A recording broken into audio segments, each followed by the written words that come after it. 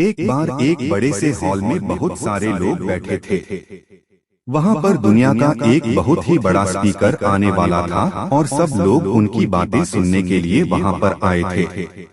लगभग 10 मिनट के बाद वह स्पीकर स्टेज पर आ जाता है और वह बोलता है कि अगर आपने मेरी बात ठीक से सुन ली और समझ ली तो आपकी जिंदगी पूरी तरह से बदल जाएगी। उसके बाद वह अपनी जेब से एक बिल्कुल नया चमकता हुआ 500 रुपए का नोट निकालता है और उसको ऊपर करके सबसे पूछता है कि ये नोट आप में से किसको चाहिए। ये सुनते ही सब लोग अपने अपने हाथ ऊपर कर देते हैं। वह स्पीकर बोलता है कि ये नोट मैं आप में से किसी एक को दूंगा, लेकिन इसके लिए आपको थोड़ा इंतजार करना होगा। अब वह स्पीकर उस नोट को अपनी मुट्ठी में बंद कर लेता है और थोड़ी देर तक उसको मसलता है। अब उस नए नोट में सल पड़ जाते हैं और वह थोड़ा पुराना सा दिखने लगता है और वह एक किनारे से थोड़ा फट भी जाता है। इसके बाद वह फिर उस नोट को ऊपर करके पूछता है, अब ये 500 का नोट किसको चाहिए। इस बार भी सभी लोग अपने हाथ ऊपर कर देते हैं। तब स्पीकर ने उस नोट को जमीन पर गिरा दिया और उस नोट पर 3 से 4 बार पैर रख दिया। इससे नोट और भी पुराना हो गया और उस पर थोड़ी मिट्टी भी लग गई थी।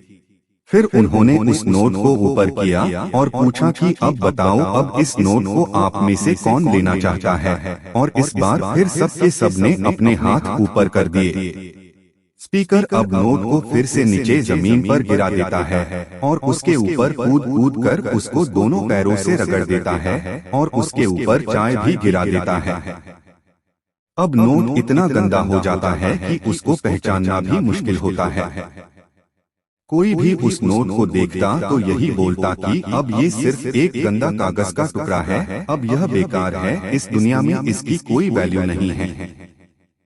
स्पीकर ने एक बार फिर उस नोट को उठाया और ऊपर करके सबसे पूछा, अब इस नोट को कौन लेना चाहता है। और इस बार भी सबके सबने अपने हाथ ऊपर कर दिए। कितना भी गंदा पुराना मिट्टी में सना हुआ चाय का दाग लगा हुआ हो, लेकिन अभी भी वह 500 रुपए का नोट ही था। जिंदगी कई बार बड़े बड़े झटके देती है। आप एग्जाम में फेल हो जाते हो या जॉब के इंटरव्यू के बाद आपका सिलेक्शन नहीं होता। जब आपका बुरा समय चल रहा होता है और आप सिचुएशन का सामना कर रहे होते हो, उसके बाद आपको लगने लगता है कि आप सफलता के लायक ही नहीं हैं। आपको लगता है कि दूसरे लोग आपसे बेहतर हैं और आप किसी काम के नहीं हो, आपकी कोई वैल्यू नहीं है।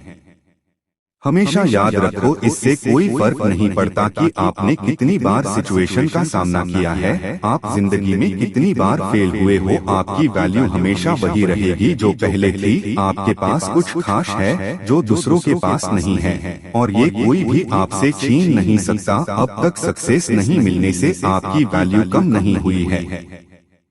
आप अभी भी अपने बारे में कितना भी लो फील कर रहे हो, उससे कोई फर्क नहीं पड़ता। जो लोग आपको अच्छे से समझते हैं वो लोग आपके वैल्यू को उतना ही मानेंगे जितना पहले मानते थे। तो अपनी वैल्यू को समझो और कुछ बड़ा करके दिखाओ।